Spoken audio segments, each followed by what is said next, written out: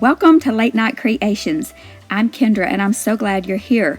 Today I am participating in the Try It Tuesday monthly challenge hosted by Sammy over at Unicorn Dust Designs, and we take another creator's project we saw that we loved and try to recreate it. So my first project is by Teresa over at Our Green Acres. She is an amazing creator. She does a lot of a decor after my own heart. It's shabby chic, country cottage. It's beautiful stuff. Go check her channel out. You're absolutely going to love her. So this piece she did, I fell in love with, so I decided I was going to try to recreate it. Mine didn't turn out exactly like hers, but I love my end result. So I had this frame in the garage. My mom had given it to me some time ago, and she knew that I would do something with it. Well, here we go. So I disassembled all the inside, and I put that white piece in there so that, you know, it just catches all the paint dribbles. I tried to use that folk art, some kind of paint, and it was too thick and gunky, and it just wasn't going to work. So I had this other green paint. I believe it's by Folk Art. That looks like it's design. I can't even remember the name of it, but it's a green. You pick the colors that you like. And I gave it a good coat, sides, top, and then I decided I was going to give it some dry brushing because you know I like to dry brush. I did do 2 coats of that darker color. So I took some celery in the Waverly chalk paint and gave it a, not a heavy coat, not a light coat. I kept adding because it wasn't quite dark enough or light enough, heavy enough. And then I decided I wanted some white on there. Just wasn't giving me the look that I wanted. So layers are good. Layers are good when you're trying to achieve a look. Just keep going for it. Don't give up. So I took that white and I did a pretty good coat on, especially those little beads around the edge. I really wanted those to pop. Then, just like Teresa did, I took some canvas. I have a canvas drop cloth I bought at Home Depot a long time ago, and I am still using that thing. I just cut off however much I need for whatever project I'm working on, and it goes a long time. I'm just basically using a gift wrap technique here. I did cut off those corners so it wasn't so bulky, so it'll fit in that frame because it does have a hinged back closure on it, as you can see here. And I did have a little bit of trouble getting those corners in there. I did have to kind of poke them down using something, I don't know, a pen or a pencil or something. I poked those corners down in there and I got it in there good. It looks beautiful so far. So I had this rub-on transfer. I ordered on Amazon. Got a lot of pieces in there. I think it's just beautiful and very farmhouse looking, but I was thinking I could make it a little bit, excuse me, a little bit shabby looking. And I love this look, and I'm going to add this ribbon to it. Look how gorgeous this is going to look. Well, it didn't really work out that great for me, and I'm going to show you on camera how it didn't really work out. So I put this transfer on there, and I rubbed and I rubbed and I rubbed, just like Teresa rubbed her transfers on, and they came off good. Hers were IOD transfers, you know. Yeah, mine didn't work out so great. So, no tears, we just changed directions.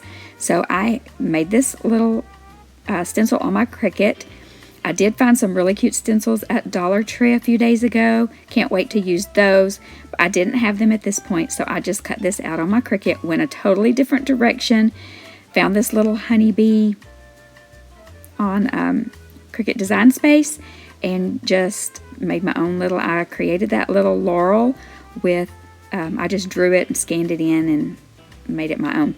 So I'm just using some of that green and some black and just putting it on with different sponges and different techniques and, you know, just stenciling it on there. This brush is really super stiff, so I could really get in between all those little things. Sorry about the hair in the camera, but, you know, I got to get up close and see what I'm doing.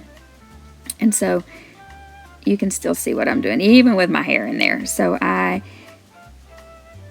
hoping for the best here. Let's peel and reveal, and voila, it looks great. I did not love how the wings turned out, so I decided to go ahead. Oh, come on, get in focus. There we go. So I decided to go ahead and just fill those in and make them solid. And guess what? I like them better.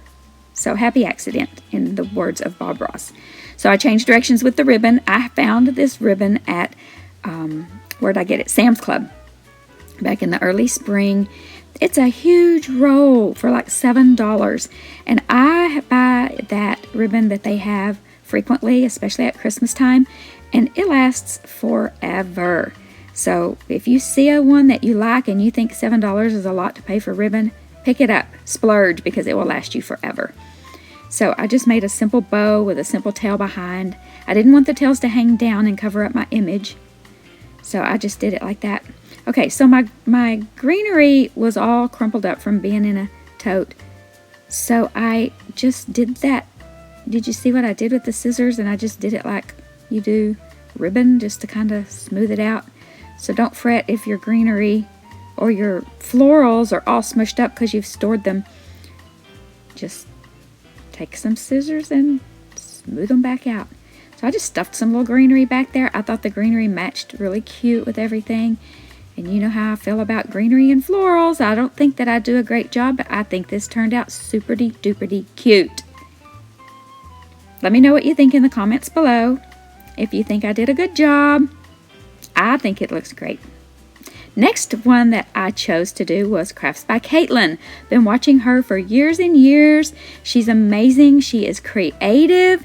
She takes the simplest things and make them into something beautiful. She loves farmhouse decor, and she did these vases, and I fell in love with them. So I tried to make it my own. She used spray paint, but I didn't have the color spray paint I wanted with this vignette, so I just used regular paint and it worked out fine. So I had this vase that I got, a whole box of vases at a garage sale for $5, y'all. And so I chose this one because I like the shape of it. And then I took these little, I think these may be the same flowers she used on hers. I'm not even sure, but I put some glue on the back, cut all those long stem parts off, put some glue on the back, and I let the glue sit there for just a second to kind of melt that little plastic part a little bit so that it would lay down a little bit flatter. But we really kind of need that plastic part on there, part of that plastic to, you know, hold it all together. And then I just mash it on there, and then just, I don't want it to lay completely flat, but I did want the back ones to lay a little bit flat. Then I took that same green that I painted my frame with. I'm really going to need to find the name of that, and I'll put it in the description box below just in case inquiring minds want to know. And I'm painting this whole thing. It was so easy to paint. I was like, how in the world am I going to paint those flowers with paint and a paintbrush? Because KATELYN spray painted hers, but it was so easy. Those flowers just soaked up that paint so easily, and it was really easy. You do have to make sure that all your little glue strings are gone because they will create a problem. So make sure all your little glue webs are off. And I did 2 coats on this. Sorry, I'm getting a little bit close to out of frame, but I wanted to make sure that it was up close and personal so you could actually kind of see how easy this is. And I did kind of lay those flat, those back ones flat to the vase. I catch myself when I'm doing voiceovers trying to point to the screen to show you stuff like you can see. Okay, I'm a dork, but it's okay. I'm a crafty dork. So I'm not sure why I'm showing you every little flower that I'm painting, but you get the gist of it. And just lift them up, paint under them, paint around them. And yes, I'm going to link all the creators that I got inspiration from.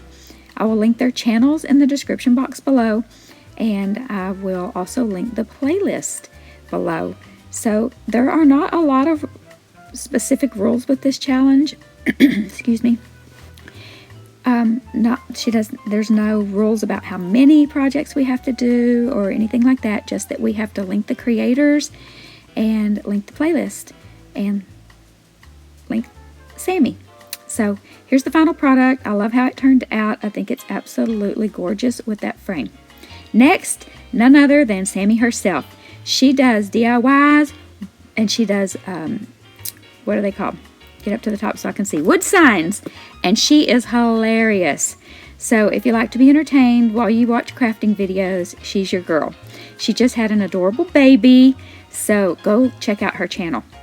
She made these coasters out of those Dollar Tree Jenga blocks. They're called, I don't know what they're called, what Dollar Tree calls them. But anyway, don't use hot glue. I had to go back and use wood glue, redo them. I didn't put that on camera. But yeah, the wood glue leaves gaps and doesn't hold well. So do as I say, not do as I do, because it didn't really work out that great.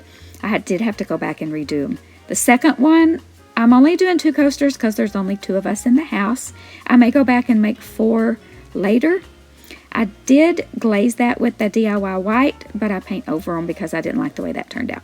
So here you see, I'm using wood glue on the holder. I made a little holder to hold them, which turned out super cute. I love how it turned out. Mine is different than Sammy's, but we get inspiration from other creators and then we make it our own. And so that's what this challenge is all about. Ours doesn't need to look exactly like the other creators because then it wouldn't be our creation, it would be theirs. Okay, so also what I did with this wood glue was I kind of put glue down in the cracks because it dries clear. And I get this wood glue it's super glue wood glue I get from Dollar Tree, and it works amazing and it dries pretty fast. It dries pretty fast. So you can see what I did here and how I put them together.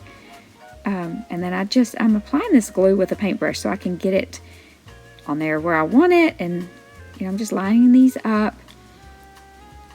And then I do just see how I'm painting some of that down in the cracks. And it dries clear. And it also gives a good surface for the paint to go on. So you can see here that I'm painting over that white glaze. I didn't like how that turned out. So I'm using that dark green again, and I painted all 3 pieces 1 coat. I didn't really want like full coverage, but it did cover good. And then I'm dry brushing with white linen or linen. It's a white chalk paint by Rust-Oleum. It's my favorite go-to. And now I'm going to Mod Podge because I want to seal it. And I'm doing a pretty thick coat on these coasters because I don't want the condensation from anything to ruin the wood. And then I didn't do as thick of a coat on the holder because it's hopefully not going to get wet. So they fit in there nicely. 4 would be better, but I only did 2 for this video. And I picked up this sheet of cork at Dollar Tree. It's a really good deal, I think. I haven't priced cork anywhere else, but it's a thin sheet, but it's super sticky. That cork is super sticky. And I tried to cut it with these little scissors, but it didn't work, so I had to grab my heavy duty scissors to cut it because it's sticky. So I measured it, make sure it's going to work. I did round the edges just a little bit on all 4 corners just because I didn't want it to overlap that edge when I put it on there. I want this to be level so that it's not rocking around, and I want it to scratch my coffee table. So I'm putting these on, and it's super sticky, so I didn't even need any glue or anything. And I love how this turned out. And I'm just going to trim off the excess with the scissors. That worked out great. Then I thought my little box looked a little bit plain, and it didn't really need anything on the sides, I don't think, to hold them in. But just in case, I'm wrapping some twine around it. It's a very simple technique. And then I just hot glue the middle, tie it again, and then I tied a simple little shoestring bow. But I'm going to be Honest Abe here. Well, I think it was George Washington that was honest. Why do we say Honest Abe? Anyway, I put a different bow on at the end. I liked the way it looked better than... Anyway, I love how this little vignette turned out. I love all the projects. Be sure and check out the playlist because there will be a lot of other amazing creators making creations their own.